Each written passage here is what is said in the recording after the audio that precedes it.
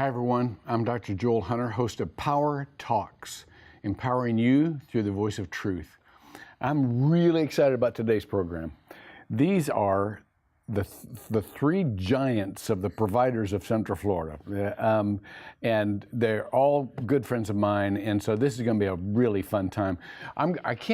We don't have time on this program to read you their CV, so let me just pull out a fun fact about every one of them. Let's start with Freddie. Freddie is a fifth generation Floridian. You don't see that many folks around. He is a recovering attorney. He tried to, after his law degree from University of Florida, he quickly went into business, but he is now serving out his penance as the executive director of the Orlando Rescue Outreach Mission, and just one of the great guys of all time.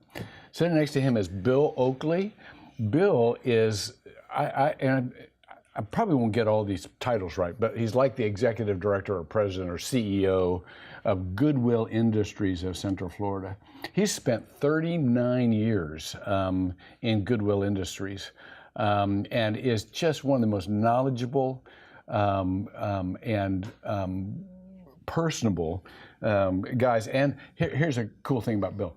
He did his undergraduate work at Butler University. Go Bulldogs. Absolutely. I went to Christian Theological Seminary, which is Butler University's old school of religion. So we were bonded. Yes, we're bonded at the bachelor's degree.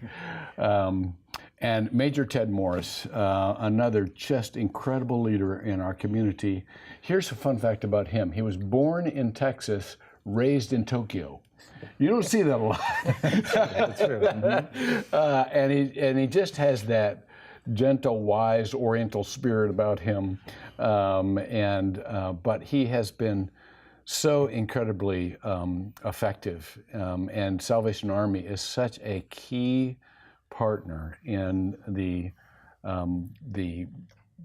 restoration as well as the relief of the folks who are suffering hardships in our community. So let me get to this because I want to. By the way, we just heard that Goodwill Industries has been awarded what do you call this? An award from Google. It's a Google technology grant to help close the digital divide for people in need, and also to give us tools to be able to improve the technological skills of our employees. Wonderful. So that we can perform better, but most importantly, so that people who need us most can have access to resources that are indispensable in today's work world. That's so key. I mean, it's a $10 million grant. It's considerable, but it's needed because access to resources used to depend on people's ability to either drive to a central location, or at least call up and so on and so forth. Anytime you can digitally access it through a cell phone or through some other means of contact that lets you do your normal life where you are, that's going to be way more effective. And so we're thrilled about that. I want to kind of parse for the audience what you do, what kind of the resources we have in Central Florida. And so, Freddie, let's start with you. Tell us about, just a couple of minutes about the program, what type of folks you have in residence at the program, and what you expect to happen during their time there. Well, thank you, Dr. Hunter. It's an honor to be here. At the Orlando Union Rescue Mission, we have long-term residential programs for formerly homeless men, women, and children. Our guests consist, right now, we have 120 men at our men's home. It's single men with no kids. Mm-hmm. We have right now 134 guests, including men, women, and children at our family home. Mm. And our goal at both locations is to provide free of charge the housing and food and programs these folks need so they can conquer homelessness, so that when they leave us, they will escape it permanently and they'll never be homeless again. They will live lives of independence, self-respect, and dignity. Wow. So you have educational programs there and Yes, both training for programs and that kind of thing. Yes, and one of the great things that I've seen at the mission has been an opportunity to work with other organizations like Goodwill. At the mission, we have educational programs for both our adults. We have on our campus an accredited adult high school. And then we also have a preschool for kids, our early learning center for the preschool agers. And then for the school age kids, we have after school tutoring and homework programs. So we try to, we know that education is essential to the long-term success of our guests. So we want to provide the resources that they need to get their education. Right. Now, just one more question before, and then Ted, I'm going to come to you next. Major, I should call you Major. I should salute, you know, but where do the residents come from? Well, we get referrals from churches locally. We're a faith-based, Christ-centered ministry. Everything we do rests on the premise that we are sharing the love of Christ through helping these folks.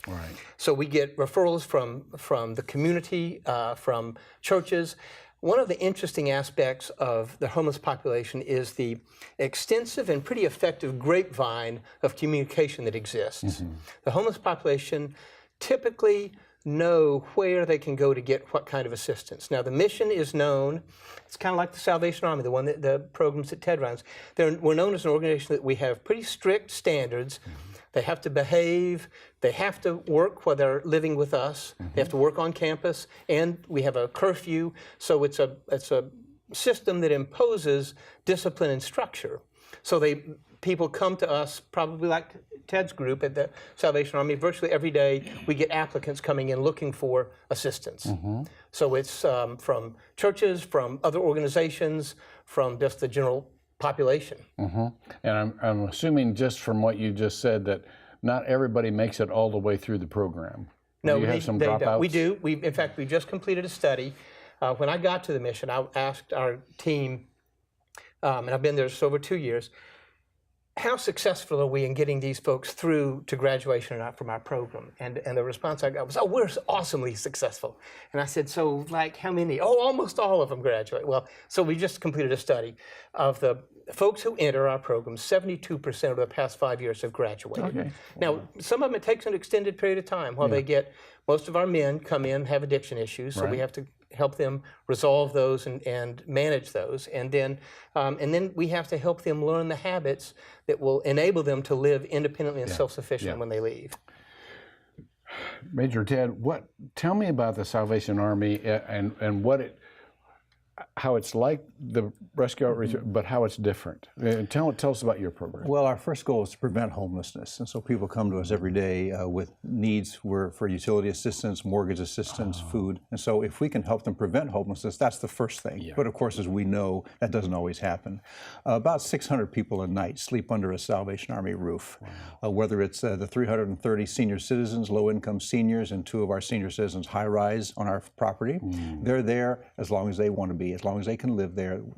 And it's HUD subsidized, and they pay no more than 30% of their income for rent, whatever their income is. So that's 330 of them. We have 2 homeless shelters, one for men, as Freddie mentioned as well. Ours is smaller. We have 63 beds for single men. We have 116 beds for single men, 63 for women and children. So we do house women and children. And then we have our adult rehabilitation program, which is a substance abuse recovery program, residential, for about 105 men that are in that program.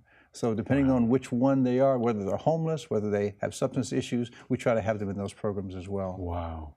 What's the average stay? Well, for those in our homeless program, someone can come and stay at our homeless shelters at no cost for 3 nights. But if they just want to use us as a place to stay at night, we do charge them $10 a night because it's not a free hotel. And it helps to offset some of our costs. But really to let them know it's not home. If they want to become part of our program, that's no cost for that. They can become part of our interim housing program where we help them get a job, similar to what Freddie's talks about. And then once they get a full-time job, they can be there up to 6 months, living there and saving money so that when they save enough money, they can move into their own place. That's our goal, is to try to move them into some type of permanent housing and independent housing, as Freddie works on as well. That's one. And I imagine both of you are pretty much at capacity all the time. Is that right? I know we are, Yeah, yes. we typically, like the Salvation Army, we typically have a waiting list. Yeah, yeah. Bill, Goodwill Industries has such a great reputation nationally. You all have done so much. You're not a residential program, or are you? Do you have residential programs? No, we really don't. You have never can tell because you do everything else. We do a lot of things. We do a lot of things, but not that. We leave that to other organizations with expertise in that particular field. Now, there are Goodwill Industries is a little different because although we have a national brand, we're a confederation. So there's so every Goodwill Industries is unique. Our particular corporation covers 6 counties in Central Florida, governed by a local board of directors. There are some Goodwills in Florida that do have residential components of one form or another, but we do not, because we feel that it's not our gift, and there are other organizations that are strong in that element. So at Goodwill Industries, we're building lives that work. And so we really focus on the person as worker and their economic potential, how they can participate and enjoy the abundance of living that we all desire through opportunities to work, and building those opportunities. Now, a couple of interesting things as we're sitting here talking. One is that all 3 of our organizations have substantial investment in returns from thrift goods as a part of our funding mechanism. But one of the beautiful things is that our community is certainly large enough by far to support the initiatives of all of our organizations without much concern about the kinds of competition that might result if we were Macy's and Gimbels, for example. So I think that there's a lot of synergy. A number of our employees over the years have been housed, for example, at the Salvation Army and working at Goodwill.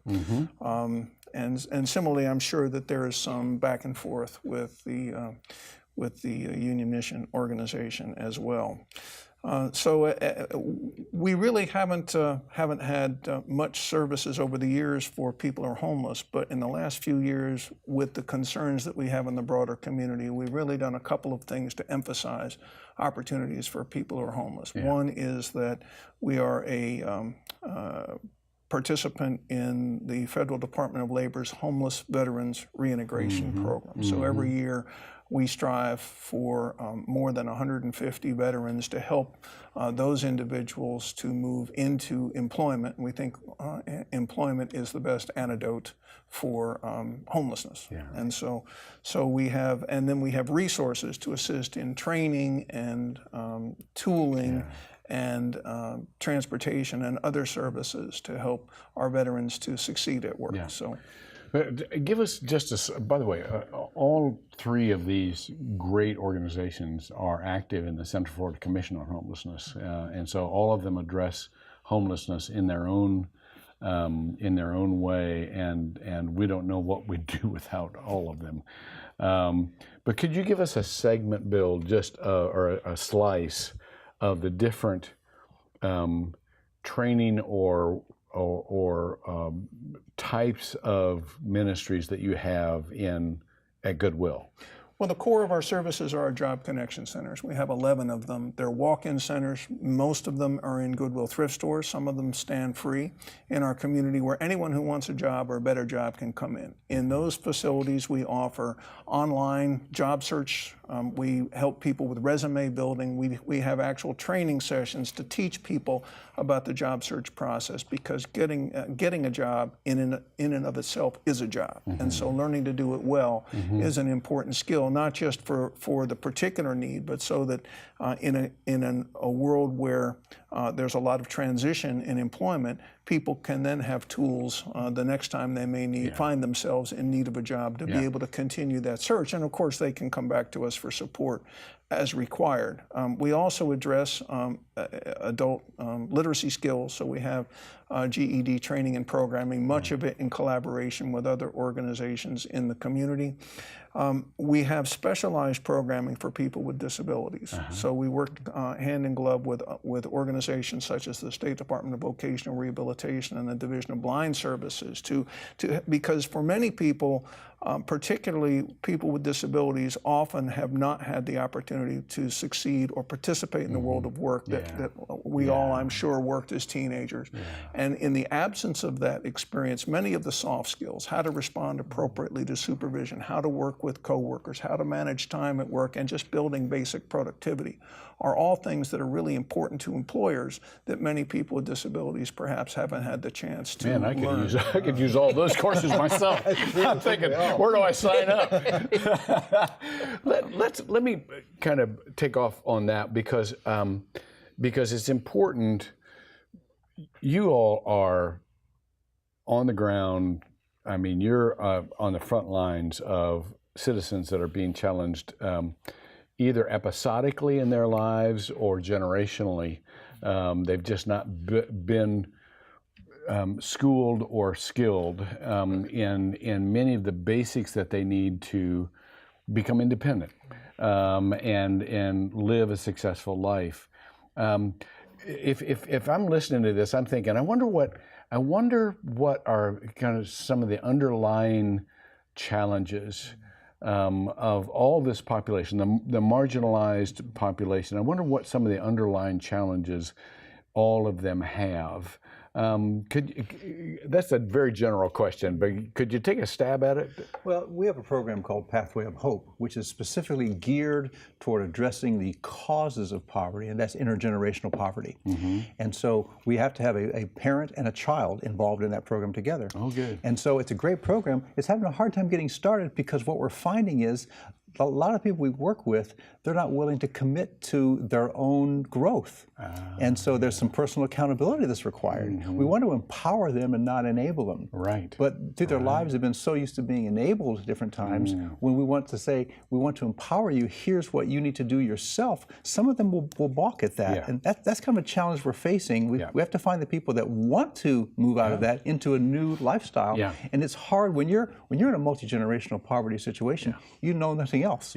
You see, exactly. That's a challenge that we're finding. What about you, Fred? We see exactly the same thing, and that's one of the goals when a guest moves into the mission is to envelop them with love, because we know that typically they are extraordinarily grateful when they first move in, that they've found a place that is stable and safe and loving.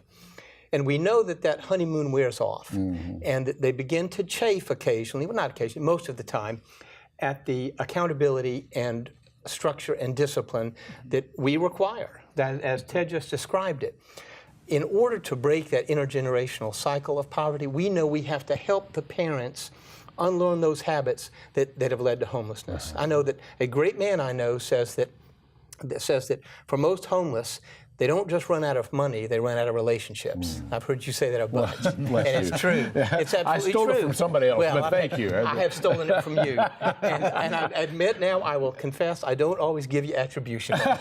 You don't need to. But we find that at the mission, and that what from our population, our guests, what I can say is that homelessness is not a financial issue. It is a consequence of behavioral and spiritual issues.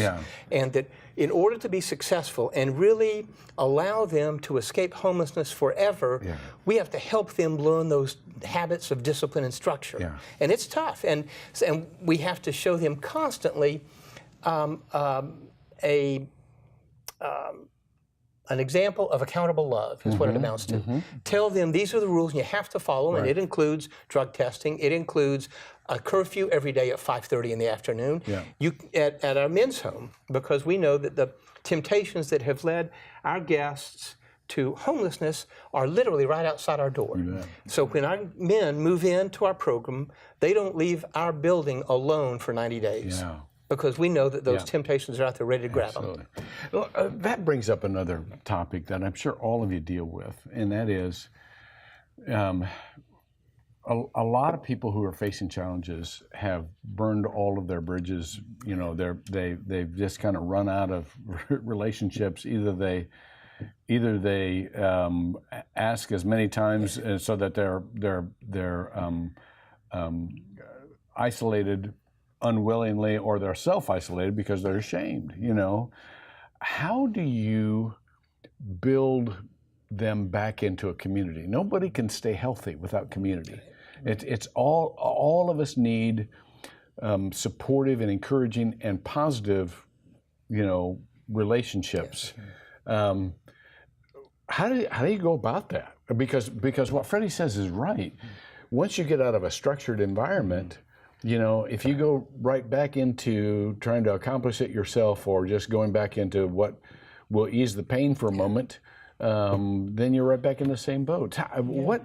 How do you do that? We have found in our addiction recovery program that men that come out of that program that have no resources and go back to the same lifestyle, there may be a 10% success rate, really, without any infrastructure. If they if they have contacts and they continue with those contacts, it's about 20%. But if they join a Christian fellowship, if they join a church or involved in a Christian fellowship congregation, it goes up to about 80% success rate. It's phenomenal. And so I'm a pastor of the Salvation Army Church here in town, and so we have men in our program that are there because they know their recovery is based upon their involvement in the church, whatever church it may be.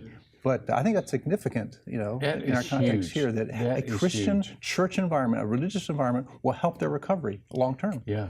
You know, two struggles that we see in the people that we serve are that one, many people, people with addiction and people with other challenges often have challenges with impulse control. And so if we can shape people's decision making to be a little less impulsive and a little more considered, and if we can help them to push out their planning horizons, particularly when it involves the use of money and when it involves the nature of relationships, when you are planning a little further ahead and become a little more reliable, that helps. And I think also the establishment of those new relationships that they make in programs such as the residential programs at the Mission and the Salvation Army, as well as Goodwill, are very important, because that becomes a foundation for the construction of new self-esteem. And with stronger self-esteem, I think people are better prepared to rebuild those relationships and can make recovery. And of course, in 12-step programs and similar things, we're teaching people to make amends and to reach out and reconstruct what relationships can be reconstructed. Awesome. Freddie,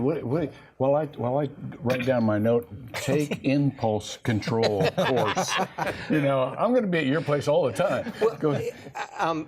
What Ted and Bill have described is exactly what we see every day with our guests. That, and it's not, for our guests, it's not just the addiction recovery that is enhanced massively by a church community. It is long-term conquest of homelessness. We know that from our guests, we're now tracking pretty closely our guests 2 to 5 years after they leave us, after they graduate from our programs.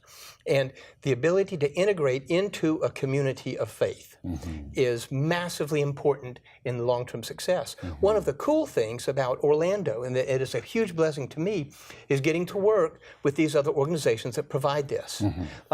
Getting to work with the folks at Goodwill. Our guests work regularly with Job Connection.